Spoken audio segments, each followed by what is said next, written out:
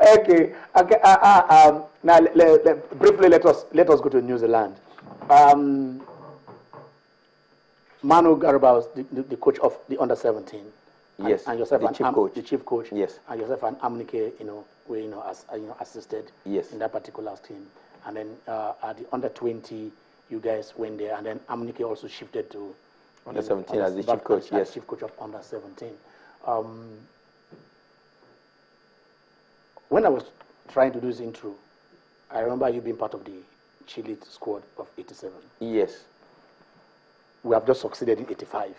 Yes. Just like you guys just succeeded. Yes. And then you went, the next part is, most of you graduated into that team. Yes. And then you went to Chile. With people like Adulu Adekola. Yes. Morege, John Eneokon, Ladi Babalola, and the rest. Yes. That team was loaded. Yes. We were expecting Nigerians to roast Brazil. Yes. The first match was against Brazil. Yes. We were knocked 4-0. Yes. How did history repeat itself? We've just won the World Cup. Yes. We went to the nation under-20. We were going to, people expected that this team was going to do well. We made Brazil, and they gave us another 4. Yes, it was quite unfortunate that this time around we were able to score 2. Yes. And we created a lot of chance in New Zealand against them, but we weren't able to take those chances. Why? Because of the level of our players' education, the capacity that they have to fulfill the course. This was quite okay, fine. We were strong, we were quite okay, but we made some certain decisions that weren't good enough for this period that we live in the history of football, where everything is now scientific. Before I take you on this decision, yes. Go back to 87.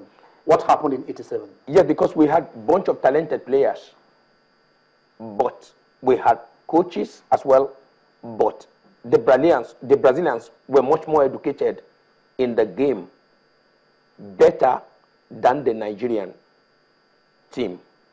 So automatically, Ken, one thing that you must understand, like I said to you, science governs every other thing now.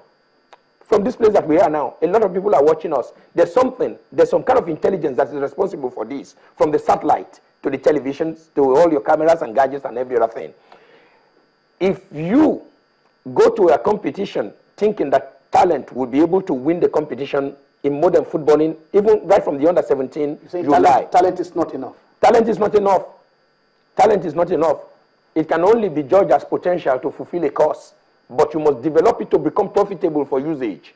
And the intelligence to develop this, you must have to learn them. You understand me? Did you watch the Copa America? Yes. In the history of Copa America, didn't you see that this one is the fastest movement of the ball and every other thing in history of Copa America? And a lot of strength is in it. And they are playing like Europeans now with better understanding of the movement of the ball and the skills.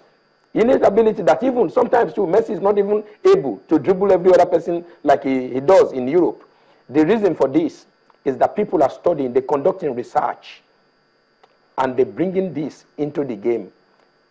You understand me? I mean, before you played against the Brazilians, yes. You mean nobody has gone to check them, nobody knows what the team look like? Apart from that, there are certain things that you teach.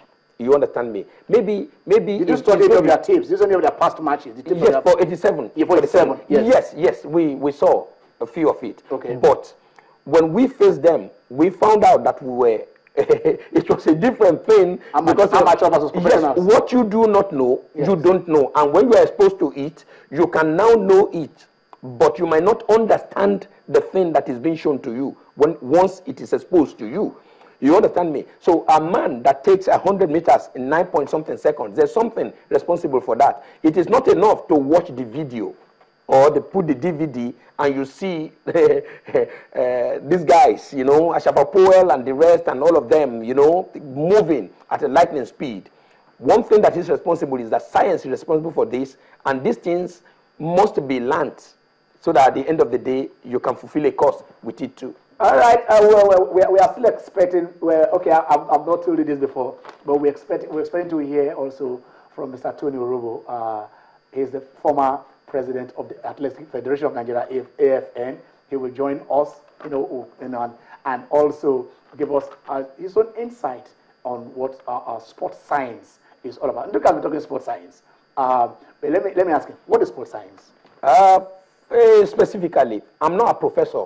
You understand me? That's what you're understanding. Specifically, yes, for football, yeah, is the ability to bring in innate intelligence, you understand me, that governs every aspect of the game or the specific that you have chosen, you know, to meet up the demand of modern living. You understand me? Mine is football. So how do you apply it? How do you apply to football? Teaching. These young guys. Teaching. Building capacity. You understand me? To deliver. Then the delivery capacity becomes stronger when you are able to condition them to deliver those information that you have given to them. This is what you saw in the under-17. At the under-17, you guys were successful. Yes. What will you allude to the success? Why were you successful in that way? Football education. It is not enough to play with talent. You understand me? And maybe a little conditioning. A lot of things comes into it. You understand me? Where you teach a player how to move the ball faster by aligning the body to the movement of the ball and facing what they call the offensive. When you receive the ball defensive, you are slower because it takes you some few seconds to turn. But when you receive the ball facing the direction where you're going to, then automatically you are a second or 2 seconds faster.